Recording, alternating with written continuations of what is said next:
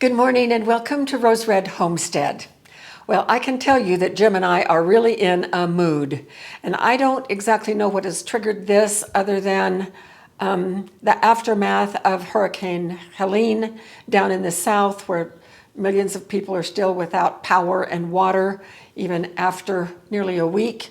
And also our trip to the Northwest along the Oregon coast, where we learned about the tsunami threat there and how well they are preparing people for that possible event, or even the threat of war in the Middle East. I don't know. It just seems like there is a growing sense of urgency for us to make sure that we are as prepared as possible. And there is no need to be fearful about it. When we're prepared, we have no need to fear at all.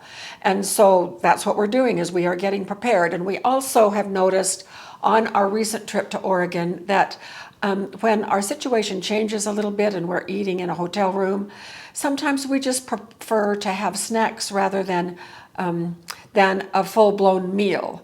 And so we need to sort of aim our food storage in that direction a little bit more. We also were participants in a preparedness fair in our local community, sponsored by our church a week ago, and I had conversations with people there. One of the women who came to talk to me said, "Pam, what do you store for protein? I'm at such a loss to know what things that we can do to have enough protein." And so I went through the things that we have done with our videos and so forth, but it also got me to thinking that perhaps we needed to upgrade our protein as well. In a recent video, we went through our bug out bags, and Jim he pulled our car emergency kits out of both of our vehicles yesterday, and he's starting to go through them. And we found out that the tack lights that I showed in the bug out bucket video, two of them didn't even work at all. And so we're upgrading our lighting, emergency lighting that we will be carrying with us if we have to bug out or in our vehicles. So it is time for us to revisit a lot of common things that we have prepared and not checked on for quite a while. One of the things that I have been thinking about is upgrading and including some new things in our food storage. And given all of that, these are the things that I've chosen, and they're just a few.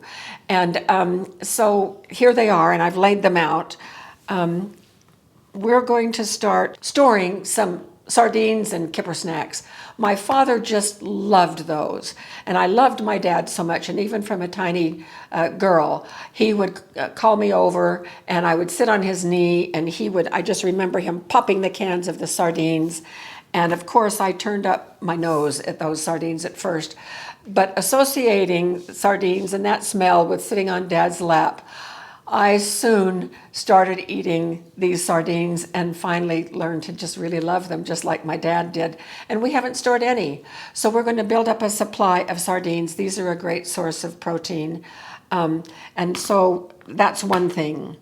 Another thing is these minced clams, to make a very quick bowl of clam chowder, if we would like to. Now, one of our videos, we have done a soup base for clam chowder, and we still have some of those out there, so that's great. But just having the meat itself is a good thing. This is a good source of protein. One of the things that we pulled out of our bug out buckets was 2 cans of this corned beef. This is one of those cans. And after we eat these two that came out of our bug out buckets will be first on our list to eat. They're still good, even though they've been in that bucket for 4 years. But we're going to add some more because the protein per serving on this is 13 grams. So that's pretty darn good. And we could eat this just right out of the can if necessary. So that's a good thing. Good source of protein. We have home canned jars of beef in several different ways, pork the same. I've canned salmon, and so we have a lot of home canned meat, but probably not enough to last a year if that's what we're shooting for. Augmenting that with some purchased meats at the grocery store seems to be a good idea for us, and we have a case of tuna out there and a case of commercially canned chicken in the small cans that are just a little bit larger than this.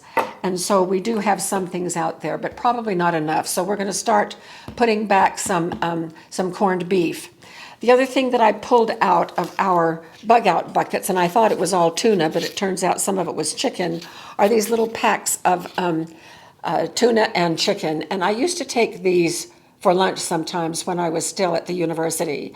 These are fabulous sources of protein. This little pack of tuna has 70 calories and 17 grams of protein. 70 calories and 9 grams of protein for the chicken. And so we're going to start getting some of these in our food storage. We will be, of course, consuming the ones that we pulled out of our bug out buckets. I had packed way too many of those in those bug out buckets. So as I am repacking, I'm totally rethinking what I'm going to be putting in there, and I'll be sharing that with you in another video. Some time ago, we did a series of videos on cento tomatoes, the puree that we were able to turn into a whole lot of different things, including pizza sauce, and we turned it into tomato sauce and tomato paste. During those videos, when we were doing that, several people suggested that we also get some tomato paste.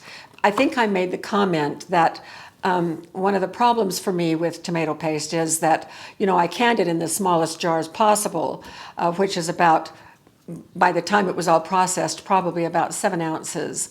And that's quite a few tablespoons. And a lot of times you only need 1 or 2 tablespoons of tomato paste in any recipe. And so what do you do with the rest? Well, I froze it, I put it in the refrigerator, I did all kinds of things.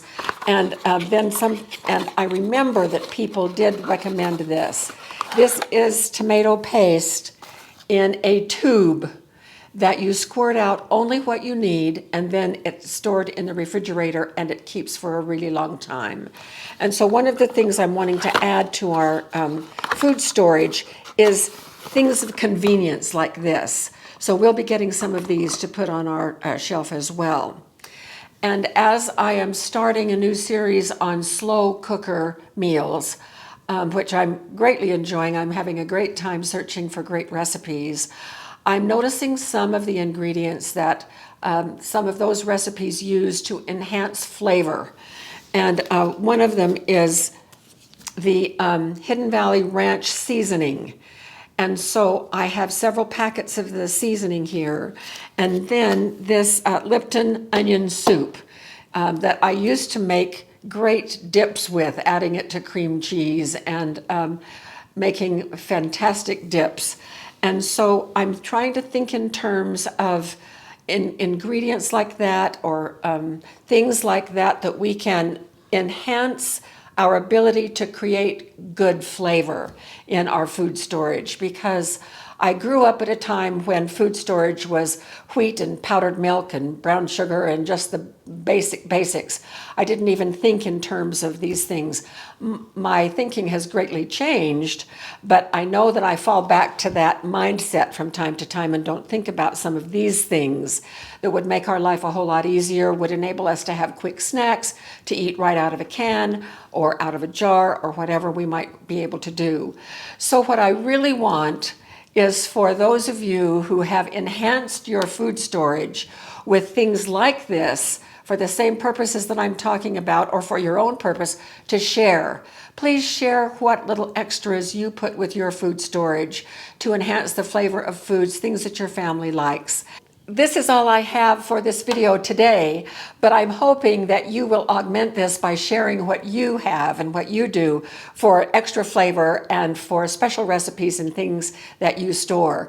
One of the things that we absolutely love about our community is we have this shared experience, and in fancy university research talk, it is called distributed expertise. Our expertise is distributed over our entire community. We have so many experts in areas where we don't have expertise, but where the expertise comes out is in the comments, and we love reading your comments. I really look forward to seeing what it is you're going to share so that we can all improve our food storage. So thank you so much for being with us, and we will see you very soon for more videos.